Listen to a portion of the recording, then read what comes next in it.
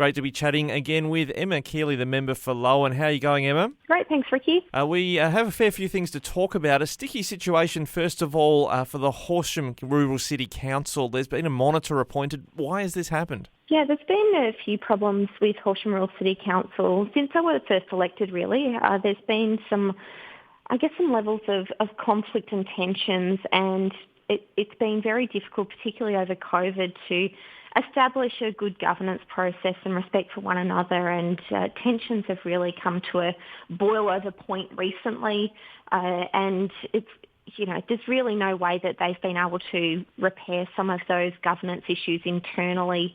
The conflict is escalating, and so it's certainly well overdue that the government have acted. The Minister was first briefed about this about a year ago. I approached the Minister again back in February. He had a meeting, the former Minister had a meeting with Horsham Rural City Council about a month ago, and with the Cabinet reshuffle last week, it just delayed it again and again, and we're at a flashpoint now, so I think it's taken too long for the Andrews Labor government to act, to insert a monitor, but there is a sense of relief, I think, for councillors, for the staff of Horsham Rural City Council, but also for the community, that an end is in sight for some of those governance problems, and hopefully the monitor can help them to get back on building a strong future for the Horsham region sooner rather than later. Well, when we talk about the end being in sight, I guess some would be hoping that there's improvements on their local roads, and you've been running or been involved, I guess, connected with a campaign about nominating Victoria's worst road. You've got a nominee from your own electorate, I believe. Absolutely. I hear from constituents about the condition of the roads right across country Victoria, but particularly in my electorate of Lowan. It's a number one issue, always has been, Ricky, the condition of roads, whether it's crumbling edges or the undulating surfaces, potholes, or just surfaces that were probably built for a day and age where the freight that we had on our roads, was at a much lesser level than it is at the moment. And for our residents, but also for people who move our grain and get it to port, people who are just trying to get to footy and netball training, people getting to work or going on the school buses, they expect to be able to get to work, get to school, get to footy training, or get our product to market in a safe way. And it's just not safe in so many parts of regional Victoria. So we've launched a website where you can vote for Victoria's worst road. It's vicsworstroads.vote.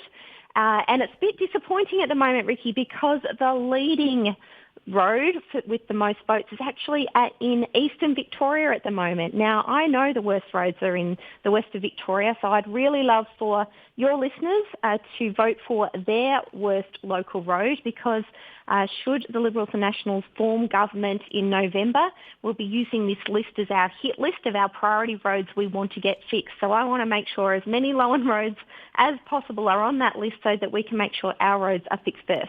Yeah, I know you'd always be careful not to sort of pick a favourite or anything, but I do know you did a media appearance somewhere near Warwick-Nabil about a particular road. Then I think you even took some of the bitumen down to State Parliament. Yes, I did. I went for a drive in Ryan Milgate's truck. He put the challenge out to the Minister for Agriculture and Regional Development and the Minister for Roads to come and take a ride in his truck and just see how bad some of the roads are. And so myself and the Shadow Minister for Roads, Steph Ryan, took up Ryan's challenge, and we went for a ride in the truck with Ryan, and he took us out to the Birchip-Warwick-Nabil Road. And there are sections of the road that simply have crumbled away so much. They're only 7 foot wide and a truck's 8 foot wide. So when you get fully loaded trucks passing in opposite directions, someone has to get off the road, and it's very, very dangerous. So because the Minister wouldn't come out and see the road, I took the road to the Minister in Parliament House, and it was important that I raise that with him so he can see firsthand just how bad our roads are, because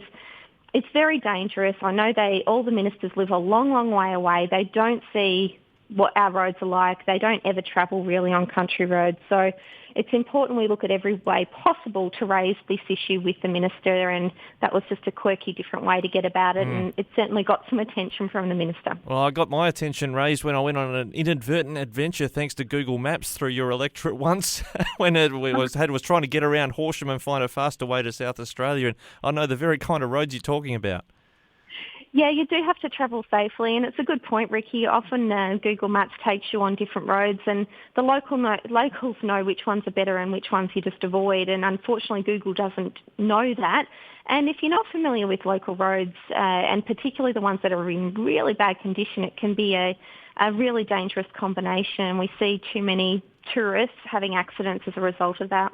There's some help available from the state government regarding your energy bills available to everyone, but how did this $250, giveaway come into being? Yeah, it was announced just recently, actually, and it's a bit different to the Power Saver bonus that we had last year.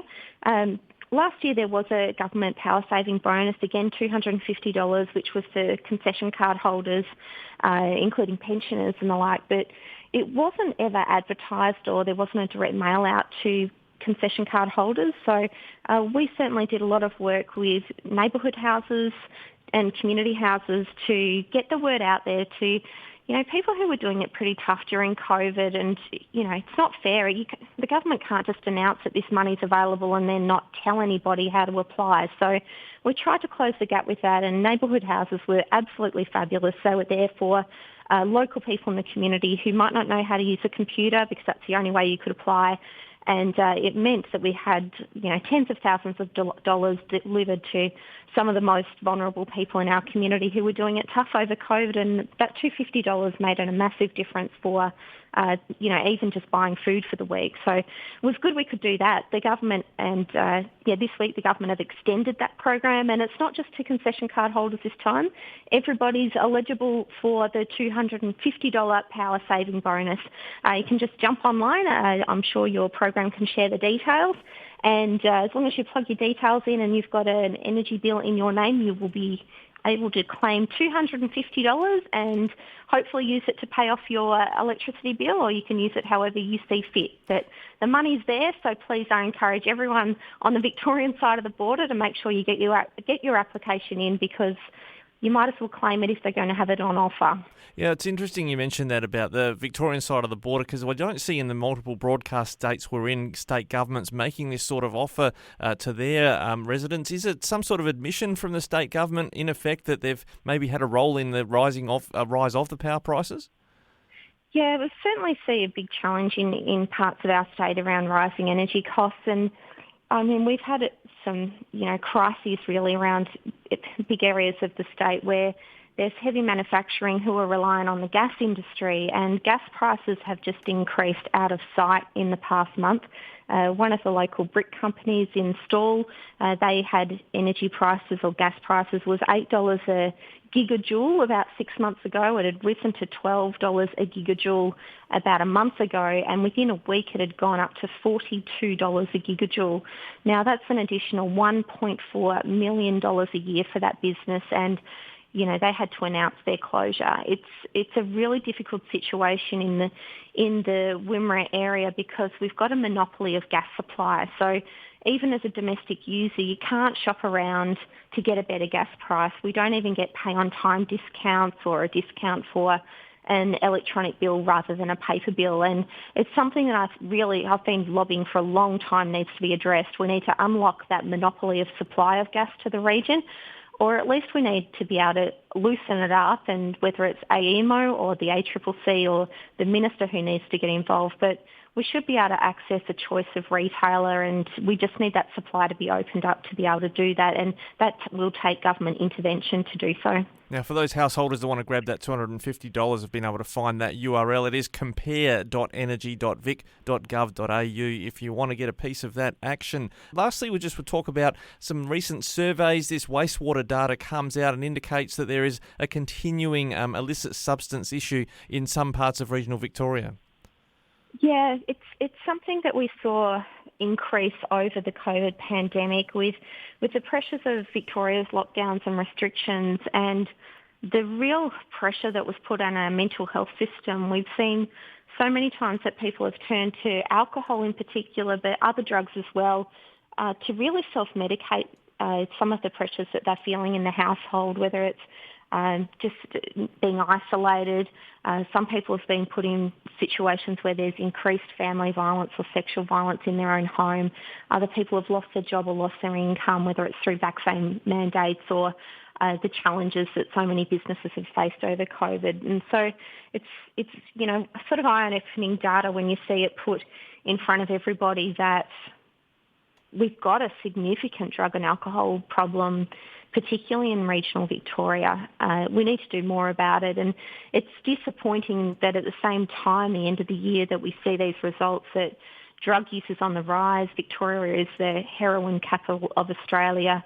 We've got ice use on the increase, particularly in regional Victoria, and OxyContin. We've also got increase of MDMA use. It's really significant, and we need to see more supports in there. But at the same time, the government has just cut $40 million out of the alcohol and other drug sector, and they've put an end to a fund which was that did train up 100 workers in the AOD sector. So effectively, we've got 100 fewer workers in the sector. We've had a $40 million cut, but the need for more alcohol and other drug support and care and treatment is actually needed more than it ever has been. So I think the government have got their priorities wrong about this. They need to acknowledge there were issues over COVID, and people need more mental health support. They need to be able to get AOD support. They need to be able to get that catch-up support for some of their other health issues. We know cancer screening's been missed over the pandemic. We can't just ignore that and pretend it didn't happen. We need to make sure the support's there now to help people catch up and get back on top of some of those underlying health issues that they've been battling or have escalated over the pandemic. Yeah, importantly, we have to mention, talking about mental health issues, Beyond Blue, 1300 22 46 36, and the National Alcohol and Other Drug Hotline, 1800 250 015. But those hotlines are important and a good place to reach out to, but the importance of having local services is what you're getting at, I imagine, in regional Victoria. Oh, absolutely. I mean, we've seen billions of dollars thrown at mental health, but we haven't seen that make a tangible difference to the amount of support that's available on the ground. And some of the reason for that is that it's going into government jobs in the city rather than into building a big mental health workforce, which is what we need. And, you know, you hear time and time again, when are we going to see a difference? When are we going to have more workers come in and provide us with some relief? You hear it from people who are seeking help, and they have to wait up to a year for a psychiatrist, and particularly for child psychiatry and psychology, the wait list is so long, and it's hard for parents who don't know where else to turn. They can't get any other supports. We need to see a big shift. We can't just say, we can't just have this government program where we're throwing lots of money at it. We're going to fix it. We actually need that immediate relief and support. Mental health's been in crisis for a long time now. We've had a Labor government in 19 of the past 23 years. The Premier of Victoria has either been the Premier or the Minister for Health 11 of the past 15 years. We're not seeing any change, and we need to make sure we do actually see some change on the ground and make sure people can get mental health support, or they can get the health support that they need when they need it, and that needs to be fixed sooner rather than later. And Emma, just clarifying, you're also making those comments as the Shadow Minister for Mental Health, but I know I'm forgetting other titles you carry as well. Yeah, that's right. I'm the Nationals member for Lowan, but I am also the Shadow Minister for Mental Health, the Shadow Minister for the Prevention of Family Violence, and the Shadow Minister for Women. Emma, thanks so much for joining us today, and great to have you back with us on Flow. We'll talk to you again soon. Always a pleasure, Ricky. Thank you.